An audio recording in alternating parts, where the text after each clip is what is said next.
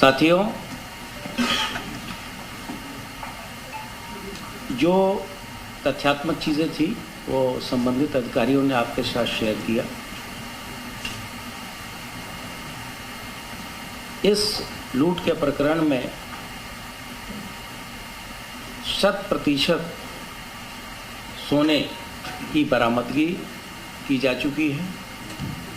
इस संबंध में जो ज्वेलर एसोसिएशन का डेलीगेशन विभिन्न स्तरों पे अधिकारियों से मिल रहा था, इनके प्रदेश अध्यक्ष कल स्वयं एक वीडियो जारी करके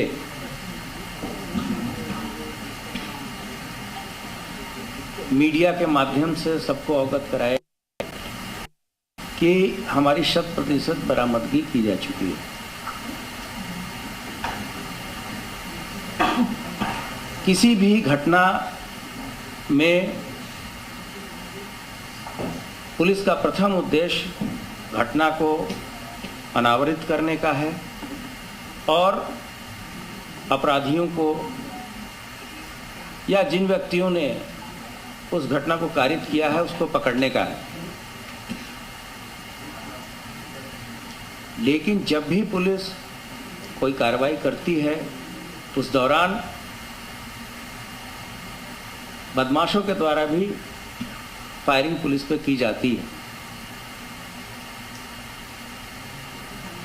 ऐसे स्थिति में जो कार्य के हित में जो ऑपरेशन होते हैं उन चीज़ों के बारे में तरह तरह की भ्रांतियां लोगों के द्वारा फैलाई जाती हैं।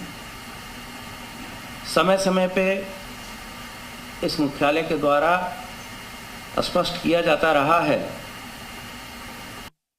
जितने पुलिस ऑपरेशंस होते हैं उसमें जो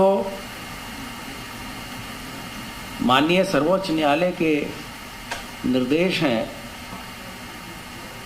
एक PUCL गाइडलाइंस के रूप में उसका 100% अनुपालन कराया जाता है। बहुत सारी ऐसे ऑपरेशंस हुए जिन सभी को आपने कवर किया है और उत्तर प्रदेश पुलिस के ऊपर अभी तक किसी भी प्रकरण में किसी भी संवैधानिक संस्था के द्वारा उंगली नहीं उठाई गई।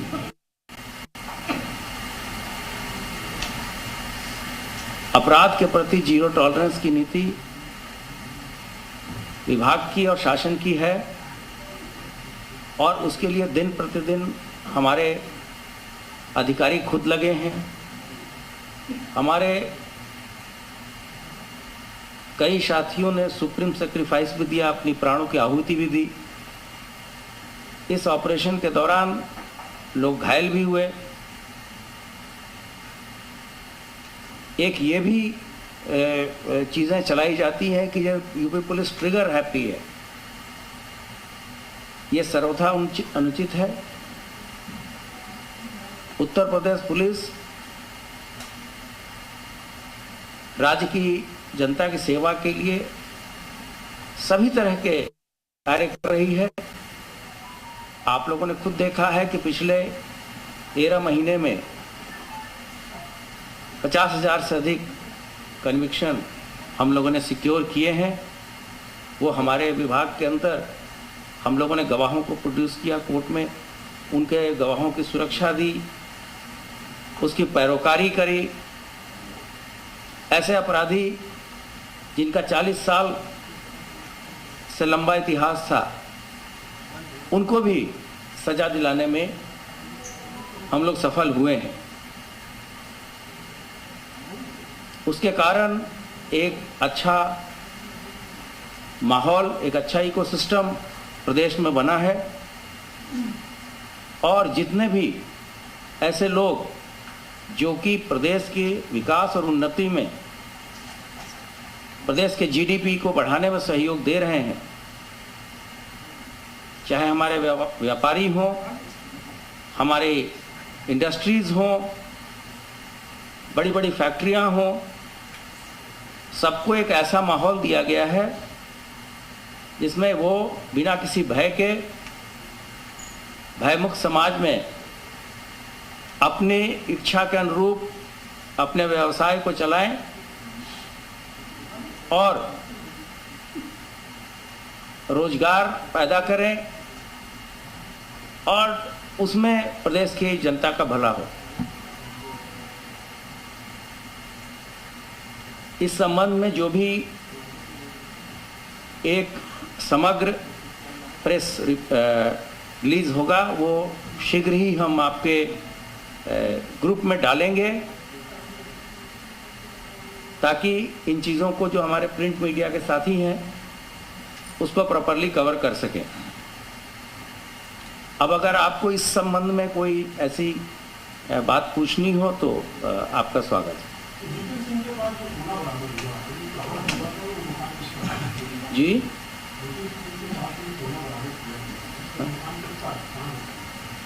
नहीं, ये तो जो स्थान के बारे में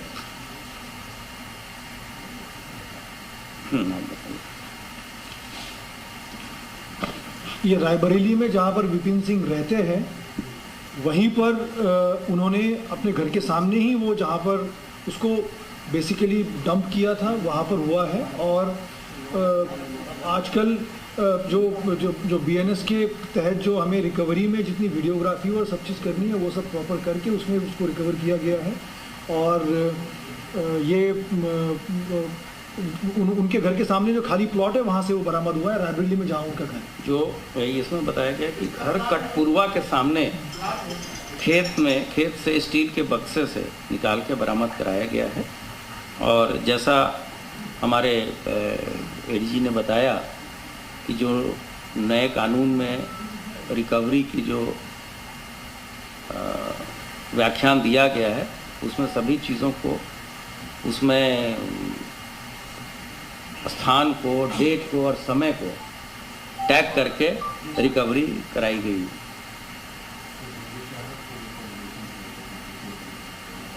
ये कुछ टेक्निकल स्नैग है।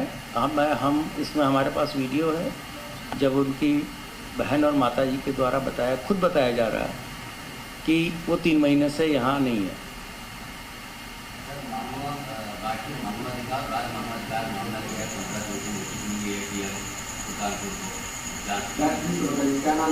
देखिए, आप पहले इस चीज़ को सुन लीजिए, फिर हम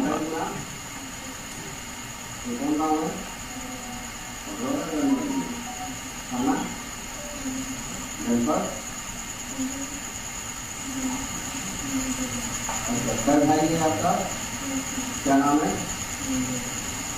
मंदिर क्या है? कहाँ रहते हो? मुंबई में। कितने दिन से? 2 महीने घर नहीं आए? तो आप उसको तो निकलने हैं यूट्यूब से, तो आप कायदे से रहता है ना?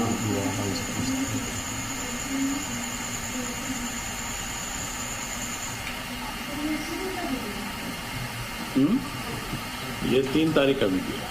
3 तारीख को विवेचना के क्रम में तुम्हारा नाम क्या है? प्रेम यादव। प्रेम यादव क्या लगती हो? मंदिर क्या कर चल गए? 2 बार। कहाँ से?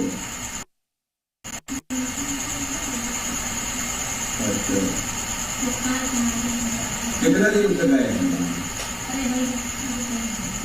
2-3 महीने से। शादी का कई लड़के हैं आपके? ये कई लड़का है?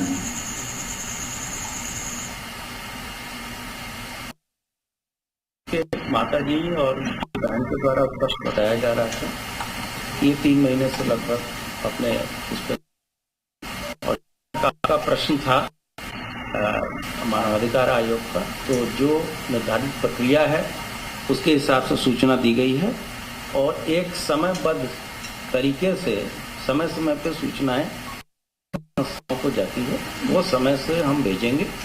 इस संबंध में मजिस्ट्रियल जांच के आदेश स्थानीय जिला मजिस्ट्रेट के द्वारा दे दिए गए हैं। विवेचना निष्पक्ष व्यक्ति से कराई जा रही है और समय से सारी प्रक्रिया, जैसे मैंने आपको ओपनिंग रिमार्क्स में कहा था कि जो हमारी People's Union for Civil Liberties के केस में ऑनरेबल सुप्रीम कोर्ट के जो निर्देश हैं उसके हिसाब से ही सभी कार्रवाइयाँ हम पूर्ण करेंगे।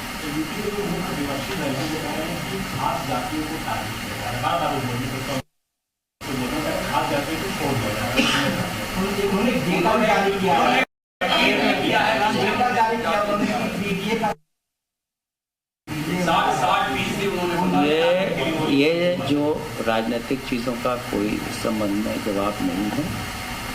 मैं जहाँ तक आरोप की बात है इसका मैं पूर्णतः खंडन करता हूँ। मैंने पहले भी खंडन किया है। किसी भी व्यक्ति और धर्म देख के नहीं होती। आज ये हम लोग 32 साल के पुलिस एक्शंस हमेशा से होते रहे हैं और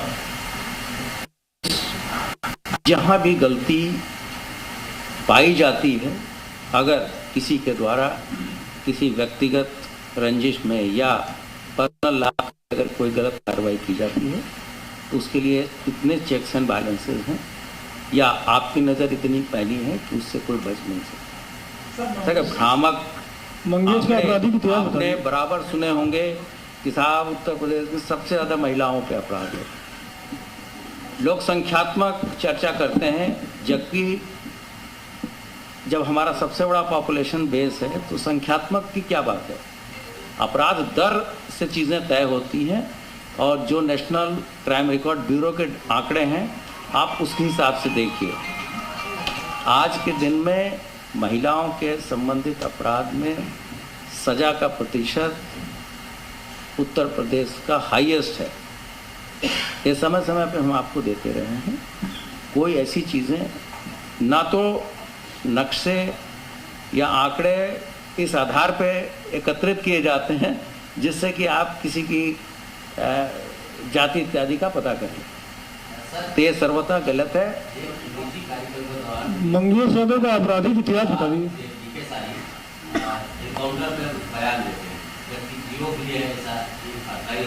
देखिए, किसी इंडिविजुअल के द्वारा जो बात की जाती है उसके बारे में विभाग में ऑलरेडी पूरी प्रक्रिया तय है।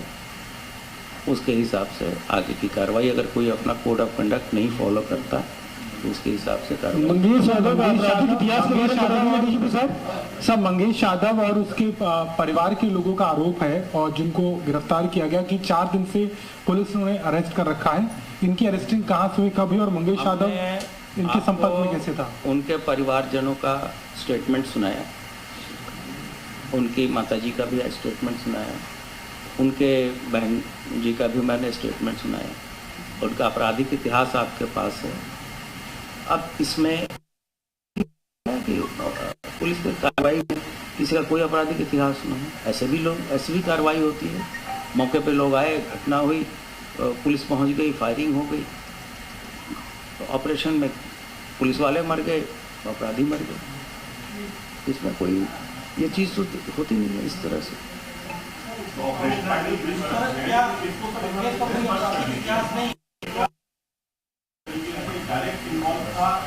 भाई आपको वीडियो में दिखा दिया गया, उसमें हमने पॉइंट करके भी बता दिया कि कौन आदमी कौन सा अपराधी है। इसके बाद से किसी तरह की कोई शक शुबा की गुंजाइश नहीं है। हम कोर्ट में इस चीज़ों को प्रूव करेंगे। जब हम लोगों ने धर्मांतरण रैकेट का भी पर्दाफाश किया था, इसी तरह की बातें उठाई गई थी और जब एनआईए कोर्ट ने आजीवन कारावास की सजा कल सुनाई है तो सभी की जबान पे ताला लगा। ऐसे बहुत सारे चीज़ें हैं, मैं इस चीज़ों को कॉन्ट्राडिक्ट नहीं करना चाहता। हाथरस केस में इसी तरह से किया गया। फैक्चुअल रिपोर्ट है कि रेप नहीं हुए, फिर भी बताया गया। सीबीआई कोर्ट ने एक्सोनरेट कर दिया। हमारा स्टैंड विंडिकेटेड है। पुलिस जो कह रही थी सही कह रही थी। हमारी किसी व्यक्ति से क्या रंजिश हो सकती है? इन चीजों के बारे में राजनीतिक व्यक्ति बताए। सर, ये जो बाइक मिली है सर, उसका ओनर कौन है? एक नसीम की मोटरसाइकिल मिली है सर, बाइक जो मिली उसका ओनर कौन है? वो सब बताया जा चुका है, आपको कल सभी चीजें दी जा चुकी हैं और इसमें टोटल 17 व्यक्तियों के विरुद्ध हमारे एटीएस ने एक सवाल इससे जुड़ा है, ये मंगेश एनकाउंटर को डीजी साहब एक सवाल है इससे कि जो नसीम नाम का एक दो मोटरसाइकिल, इधर संजय त्रिपाठी, 2 मोटरसाइकिल जो इस लूट कांड में इस्तेमाल की गई है, उसमें नसीम नाम का एक व्यक्ति है जिसकी मोटरसाइकिल इस्तेमाल होने की बात सामने आई है। वो चोरी हुई थी 8 दिन पहले, उसकी 10 घंटे बाद हुई, तो इसका क्या कारण हो सकता है? मोटरसाइकिल चोरी का भी हम लोगों ने वीडियो, जो हमने ऑपरेशन त्रिनेत्र चलाया हुआ है और जो टेक्नोलॉजिकल अपग्रेडेशन किया है, उसका भी बहुत बड़ा फायदा। तो सुल्तानपुरा एनकाउंटर पर प्रेस कॉन्फ्रेंस इस वक्त चल रही थी पुलिस की, और पुलिस बता रही थी मंगेश यादव इस पूरे घटनाक्रम में शामिल था और पूरे बारे में डिटेल में पुलिस ने जानकारी दी है। रुक